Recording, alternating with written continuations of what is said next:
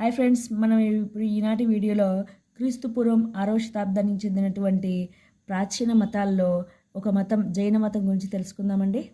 ఇది బౌద్ధ మతం కంటే జైన మతం చాలా ప్రాచీనమైందని చెప్పవచ్చు. ఇది చాలా అత్యంత పురాతన మతంగా జైనులు పేర్కొంటారండి. ఈ జైన మత ప్రబోధకులను మనం ఏమని పిలుస్తారంటే తీర్థంకరులు అంటారు. అంటే జైన మతాన్ని గురించి ప్రజలకు బోధించే వారిని తీర్థంకరులు అంటారు. తీర్థంకరులు ఎంతమంది అంటే 24 మంది. 24 మందిలో మొదటి తీర్థంకరుడు ఎవరంటే ఋషభనాథుడు. ఈయన ఋషభనాథుడి గురించినటువంటి ప్రస్తావన ఎక్కడుంది అంటే ఋగ్వేదంలో ఉంది. ఇక్కడ బాగా గుర్తుపెట్టుకోవచ్చు, చూడండి. ఋషభనాథుడు ఋగ్వేదంలో మనకు ఋషభనాథుడి గురించినటువంటి ప్రస్తావన ఉంది.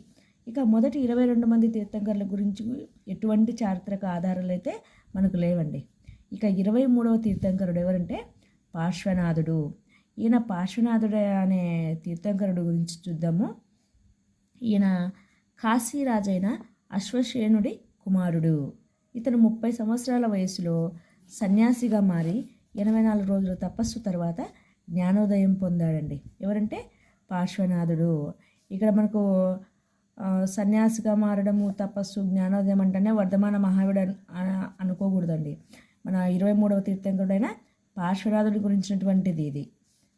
సో ఇతను 100 సంవత్సరాల వయసులో బెంగాల్లోని సామెట్టా ప్రాంతంలో చనిపోయాడు. ఎవరంటే పార్శ్వనాథుడు. అతను చెప్పిన సూత్రాలు ముఖ్యమైనవి. పార్శ్వనాథుడు 23వ తీర్థంకరుడు. ఈయన మనకు కొన్ని సూత్రాలు చెప్పాడండి. అంటే జైన మతానికి కొన్ని సూత్రాలను ప్రతిపాదించాడు. అవేంటంటే 1 అహింస, 2 అసత్యం పలుకరాదు, 3 దొంగతనం చేయరాదు, 4 ఆస్తిపాస్తులు ఉండరాదు అని 4 సూత్రాలు ప్రతిపాదించాడు. ఎవరు? పార్శ్వనాథుడు. ఇక ఈయన 23వ తీర్థంకరుడు కదా. ఇక 24వ తీర్థంకరుడు ఎవరంటే మన వర్ధమాన మహావీరుడు. ఈయన ఆఖరి తీర్థంకరుడు. క్రీస్తు పూర్వం 540లో వైశాలి సమీపంలోని కుంద అనే గ్రామంలో జ్ఞాత్రిక క్షత్రియ శాఖలో జన్మించాడండి. అంటే వర్ధమాన మహావీరుడు ఏ శాఖకు చెందినవంటే క్షత్రియ శాఖ. ఎక్కడ జన్మించాడు అంటే కుందా గ్రామంలో. ఏ సంవత్సరం? క్రీస్తు పూర్వం 540లో వైశాలి సమీపంలోని కుంద గ్రామంలో జన్మించాడు. ఈ కుందా గ్రామానికి గల ప్రస్తుత పేరు ఏంటంటే బస్రా అనే పేరు పూర్వకాలంలో కుంద అనే గ్రామంగా ఉండేది. ఇది ఎక్కడుంది? బస్రా అంటే బీహార్లో ఉంది. ఇక వర్ధమాన మహావీరుడి తండ్రి సిద్ధార్థుడు.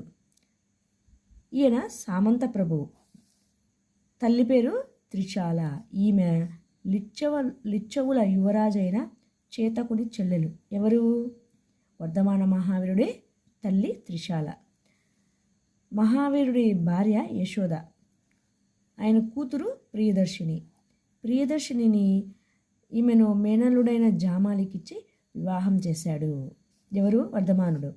30 ఏళ్ళు నిండకముందే వర్ధమాన మహావీరుడు 30 ఏళ్ళు నిండకముందే జీవిత సుఖాలను వదిలి ఇంటిని విడిచి సత్యాన్వేషణ కోసం వెళ్ళాడు. అంటే సత్యాన్ని అన్వేషించుకుంటూ జీవిత సుఖాలన్నింటినీ విడిచి వెళ్ళిపోయాడు. ఎన్ని సంవత్సరాల వయసులో? 30 ఏళ్ళు నిండకముందే. ఈయన ఇంటిని విడిచి వెళ్ళిన తర్వాత మొదటి 6 సంవత్సరాలు గోశాల మస్కరి పుత్రతో కలిసి సత్యాన్వేషణకై తిరిగాడు. మొదటి 6 సంవత్సరాలు. ఇక్కడ బిట్ వచ్చే అవకాశం ఉందండి, బాగా గుర్తుపెట్టుకోండి. అలాగే 12 సంవత్సరాలు కఠిన తపస్సు చేసి జృంభిక గ్రామంలో సాలవృక్షం కింద జినత్వాన్ని పొందాడు. జినత్వాన్ని పొందడం అంటే జ్ఞానాన్ని పొందడం. తపస్సు చేసి కఠినమైన తపస్సు చేశాడు. ఎన్ని సంవత్సరాలు? 12 సంవత్సరాలు. సత్యాన్వేషణ కోసం ఎన్ని సంవత్సరాలు తిరిగాడంటే మొదటి 6 సంవత్సరాలు. ఇక జినత్వాన్ని పొందడం కోసం కఠిన తపస్సు ఎన్ని సంవత్సరాలు చేశాడంటే 12 సంవత్సరాలు అని చెప్పొచ్చండి. ఈ జినత్వం అంటేనే జ్ఞానోదయం. పరిపూర్ణ జ్ఞానాన్ని పొందిన తర్వాత వర్ధమానుడు మహావీరుడుగా కేవలునిగా పేరు పొందాడు. అంటే వర్ధమాన మహావీరుడు యొక్క బిరుదులండి.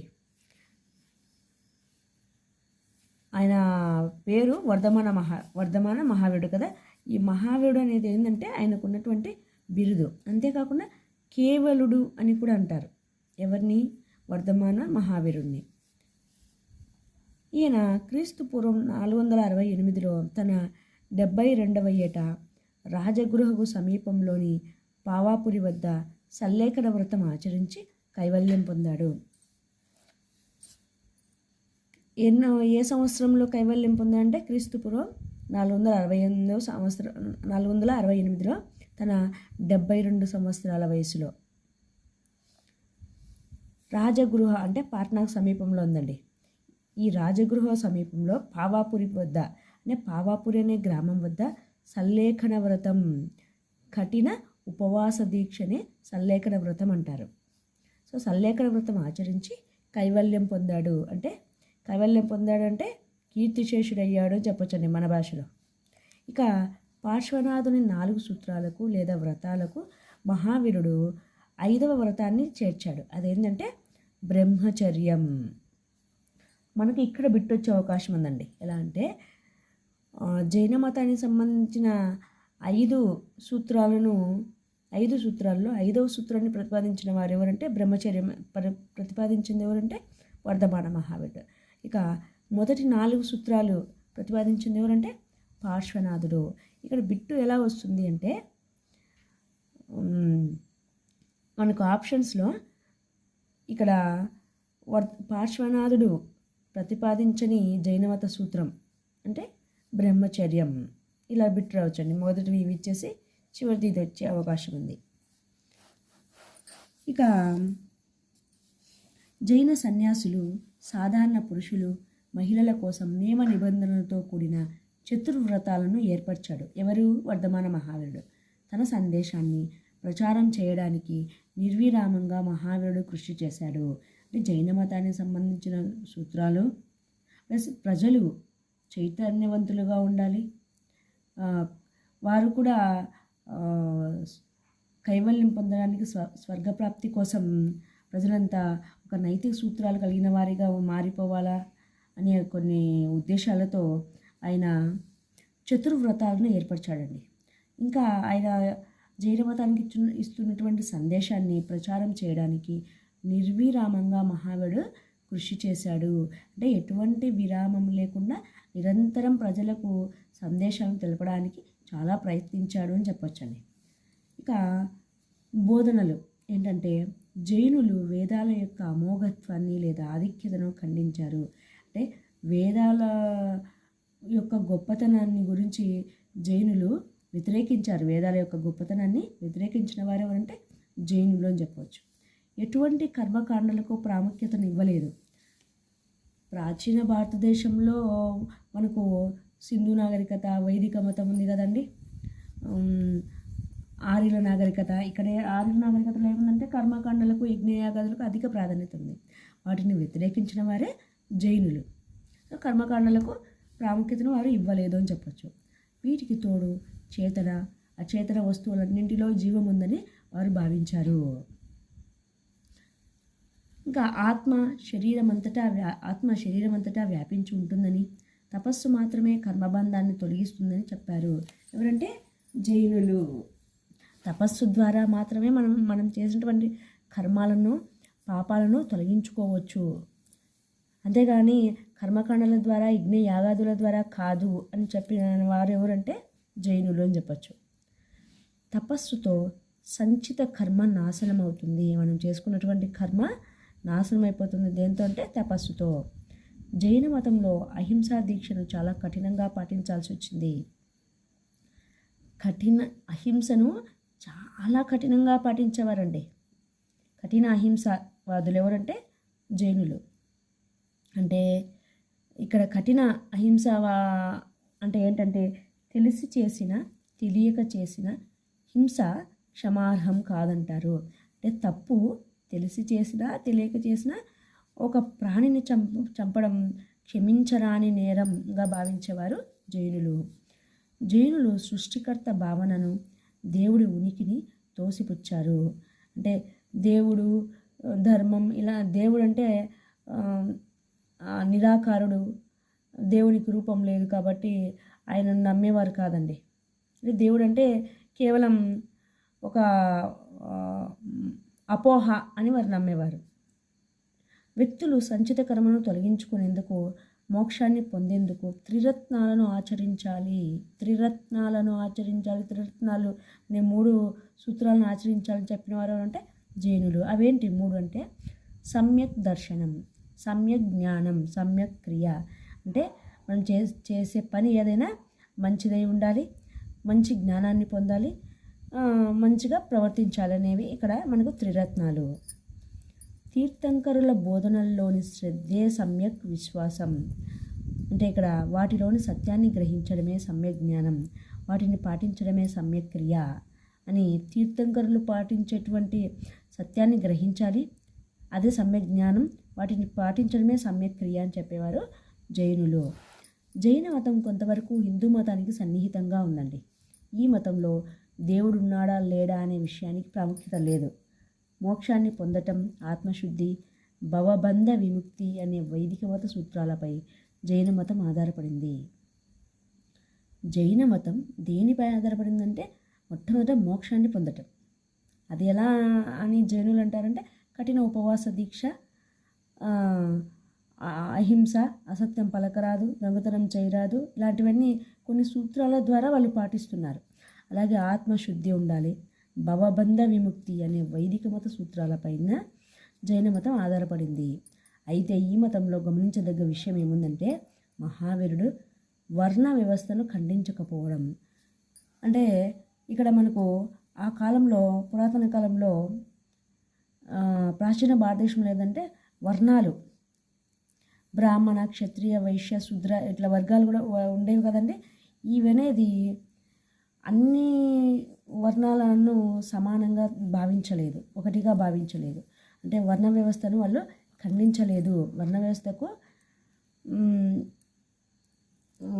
వ్యతిరేకించలేదు వారు అని చెప్పొచ్చండి. ఇక్కడ నాటి సామాజిక అసమానతలకు అలవాలమైన దీన్ని వ్యతిరేకించకుండా పూర్వజన్మ సుకృతాన్ని బట్టి మానవుడు అగ్ర అధమ వర్గాల్లో జన్మిస్తాడని అభిప్రాయపడ్డాడు.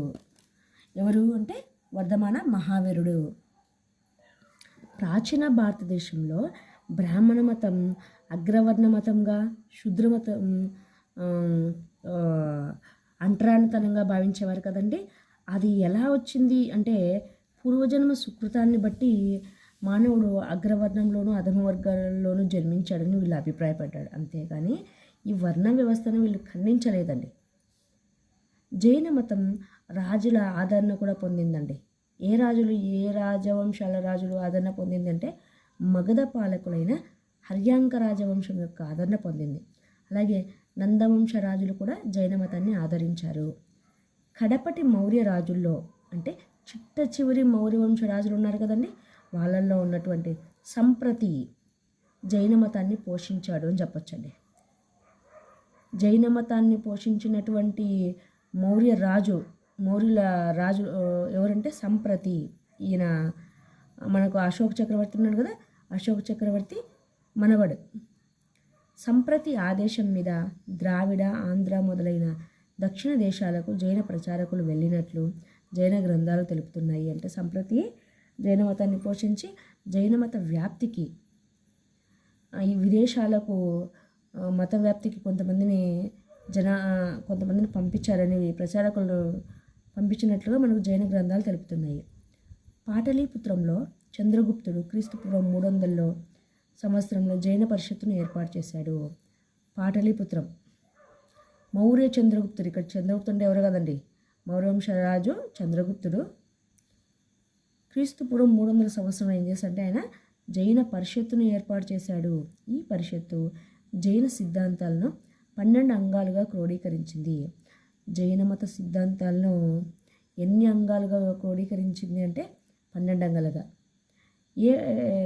ఏ పరిషత్తు అంటే పాటలీపుత్రంలో చంద్రగుప్తుడి కాలంలో జరిగినటువంటి జైన పరిషత్తులో. ఇక్కడ ఇంకో బిట్ వచ్చే అవకాశం ఉందండి. జైన సిద్ధాంతాలను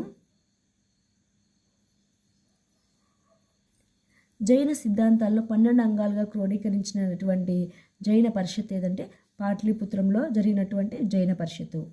ఏ జైన పరిషత్తులో జైన మత సిద్ధాంతాలు 12 అంగాలుగా విడిపోయే అంగాలుగా క్రోడీకరించారంటే ఇందాక చెప్పుకునే కదండి పాటలీపుత్రం.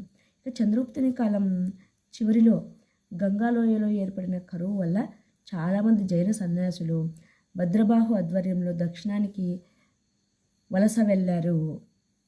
జైనులు మనకి ఇక్కడ 2 రకాలుగా విడిపోయారండి. అలా విడిపోవడానికి కారణం ఏంటంటే గంగాలోయలో ఏర్పడిన కరువు వల్ల చాలామంది జైన సన్యాసులు ఏం చేశారంటే కొంతమంది దక్షిణానికి వలస వెళ్ళారు, కొంతమంది ఉత్తరాన అలాగే ఉండిపోయారు. దక్షిణానికి వలస వెళ్ళినటువంటి జైన సన్యాసులకు అధ్యక్షత వహించిన వారు భద్రబాహు. ఈ దక్షిణానికి వలస వెళ్ళిన వారినే మనం ఏమని చెప్పొచ్చు అంటే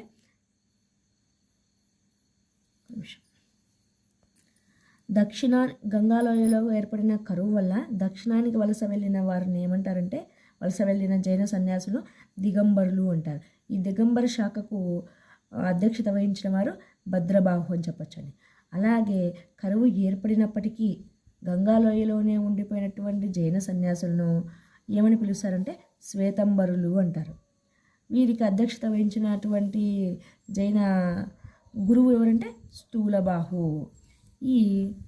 వీరిని శ్వేతంబరులు అని పిలవడానికి గల కారణం ఏంటంటే వీళ్ళు తెల్లటి వస్త్రాలు ధరించేవారు, అందుకే వీళ్ళను శ్వేతంబరులు అంటారు.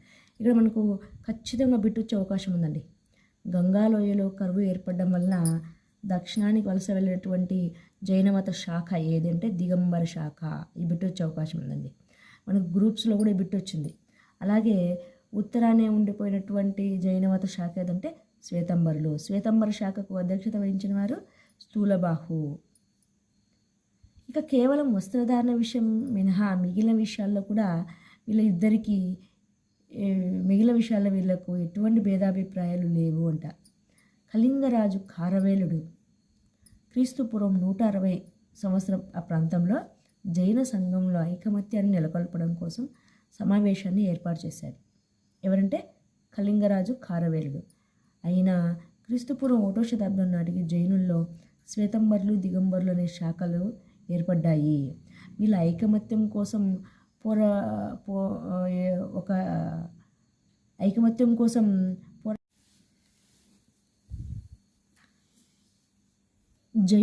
జైనుల్లో ఏర్పడినటువంటి శాఖలైనటువంటి శ్వేతంబరులు దిగంబరుల శాఖలు ఐకమత్యం కోసం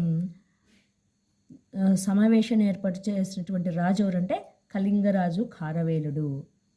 ఏ సంవత్సరంలో ఈయన సమావేశాన్ని ఏర్పాటు చేశారంటే క్రీస్తుపూర్వం 160 సంవత్సరంలో అని చెప్పొచ్చండి ఇక్కడ.